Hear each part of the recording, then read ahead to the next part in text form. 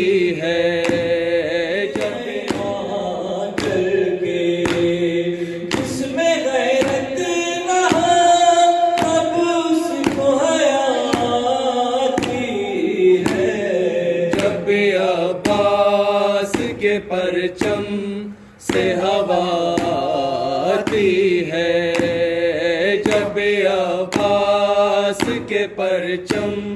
سے ہوا آتی ہے کہ ہو جاتا ہے لاج شکست باطل کھل کے ہو جاتا ہے لاج شکست باطل جب خانوں سے ماتم کی صدا آتی ہے جب عباس کے پرچم سے ہوا آتی ہے جب عباس کے پرچم سے ہوا آتی ہے امت نے دیا اجر رسالت مجھ کو خوب امت نے دیا اجر رسالت مجھ کو آج بھی قبر پیغمبر سے صدا آتی ہے جب عباس کے پرچم سے ہوا آتی ہے جب عباس کے پرچم سے ہوا آتی ہے ایسی صورت میں بھلا کیسے مدینہ جاؤں ایسی صورت میں بھلا کیسے مدینہ جاؤں بولی زینب مجھے صغرا سے حیا آتی ہے جب عباس کے پرچم سے ہوا آتی ہے عباس کہتے ہیں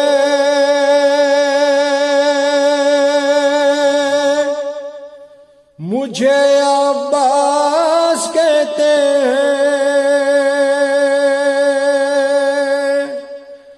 عباس کہتے ہیں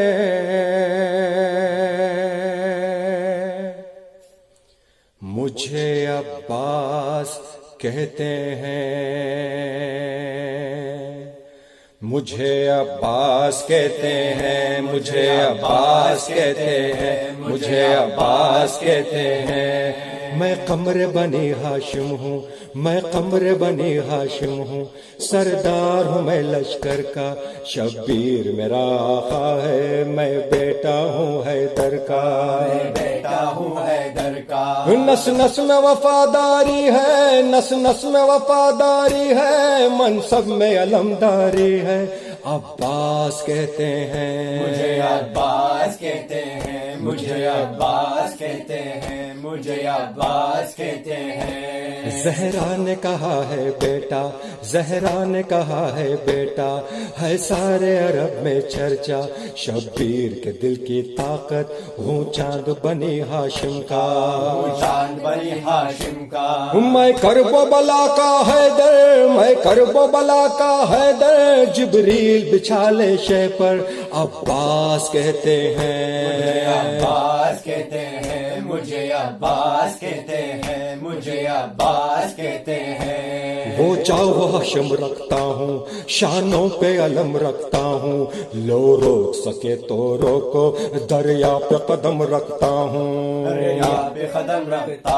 ہوں میں حشر بپا کر دوں گا میں حشر بپا کر دوں گا سر تن سے جدا کر دوں گا میں حشر بپا کر دوں گا سر تن سے جدا کر دوں گا عباس کہتے ہیں مجھے عباس کہتے ہیں مجھے عباس کہتے ہیں مجھے عباس کہتے ہیں مجھ کو بھی امامت ملتی مجھ کو بھی امامت ملتی توقیر میری بڑھ جاتی پی لیتا جو شیر زہرا کونین میں تھی سرداری کونین میں تھی سرداری ہوں اپنے بدن کا ثانی پتھر سے نچوڑوں پانی ہوں اپنے بدن کا ثانی پتھر سے نچوڑوں پانی عباس کہتے ہیں مجھے عباس کہتے ہیں مجھے عباس کہتے ہیں مجھے عباس کہتے ہیں تلوار ہے میرا بازو، تلوار ہے میرے بازو،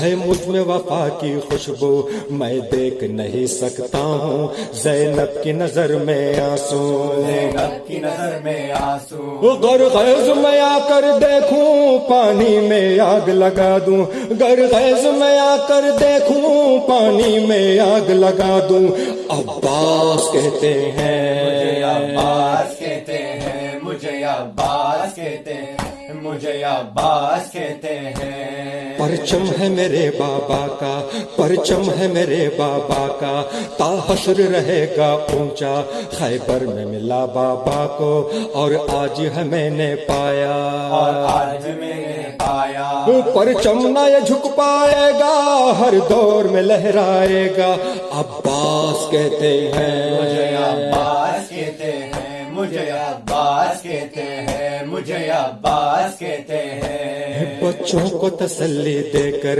بچوں کو تسلی دے کر میں آیا ہوں دریا پر، بچوں کو تسلی دے کر میں آیا ہوں دریا پر، بچوں کی آس نہ ٹوٹے بس ایک دعا ہے لب پر، بس ایک دعا ہے لب پر، پانی جو نہ پہنچاؤں گا خیمے میں نہیں جاؤں گا، پانی جو نہ پہنچاؤں گا خیمے میں نہیں جاؤں گا، عباس کہتے ہیں، مجھے عباس کہتے ہیں، مجھے عباس کہتے ہیں، مجھے عباس کہتے ہیں۔ بے اذن وغایا ہوں، تلوار نہیں لایا ہوں، ٹھوکر میں ہے میرے پانی، سہ روز کا میں پیاسا ہوں، روز کا میں پیاسا ہوں، بہتا ہے لہو بہ جائے، بہتا ہے لہو بہ جائے، بس نام وفا رہ جائے، عباس کہتے ہیں، مجھے عباس کہتے ہیں، مجھے عباس کہتے ہیں، مجھے عباس کہتے ہیں۔ جو تیر بھی ہے درکش میں پیوست کرو نس نس میں، پر مشق پہ وار نہ کرنا پھر بات نہ ہوگی بس میں، بات نہ ہوگی بس میں، اے بازو بھی کٹا سکتا ہوں میں خون میں نہا سکتا ہوں، بازو بھی کٹا سکتا ہوں میں خون میں نہا سکتا ہوں، عباس کہتے ہیں، مجھے عباس کہتے ہیں، مجھے عباس کہتے ہیں، مجھے عباس کہتے ہیں۔ عباس جری کا روزہ، عباس جری کا روزہ ہے اہل عزا کا کعبہ، ایک روز ریحان و سرور ہم نے بھی یہ منظر دیکھا، ہم نے بھی منظر دیکھا، کہتا ہے کوئی دریا پر، کہتا ہے کوئی دریا پر سب جائے پیاس بجھا کر، کہتا ہے کوئی دریا پر سب جائے پیاس بجھا کر، عباس کہتے ہیں، مجھے عباس کہتے ہیں، مجھے عباس کہتے ہیں، مجھے عباس کہتے ہیں۔ خیموں میں نہ لے جانا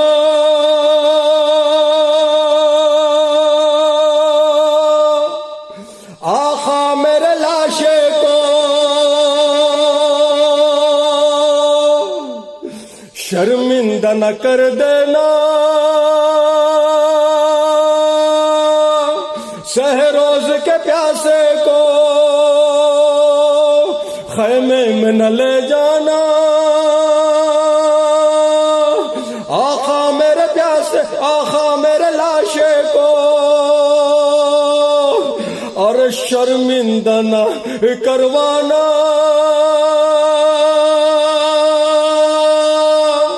سہ روز کے پیاسے کو۔ متوجہ زیارت۔ السلام علیک یا ابا عبداللہ، السلام علیک یا ابن رسول اللہ، السلام علیک وعلا جدک وابیک، السلام علیک وعلا امک واخیک، السلام علیکم ورحمۃ اللہ وبرکاتہ، السلام علیک یا مولاي یا غریب الغرباء، السلام علیک یا معین الضعفاء والفقراء، السلام علیک یا اسیر الاعداء، السلام علیک یا شمس الشموس انیس النفوس غريبا شهيدا مدفونا بأرض توس. السلام عليك يا مغيث الشية والضباب في يوم الجزاء. السلام عليك يا سلطان العرب والأجام. السلام عليك يا أبا الحسن علي بن موسى الرضا، روحي وجسمي لك الفداء يا مولاي. السلام عليكم ورحمة الله وبركاته. السلام عليك يا مولانا يا صاحب العصر والزمان. السلام عليك يا شريك القرآن.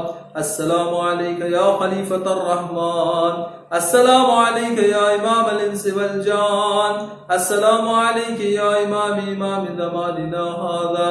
أجل الله تعالى فرجك وسهل الله تعالى مخرجك وظهورك، وجعلنا من أعوانك وأنصارك وشيعتك. السلام عليكم ورحمة الله وبركاته. اللهم صل على محمد وآل محمد.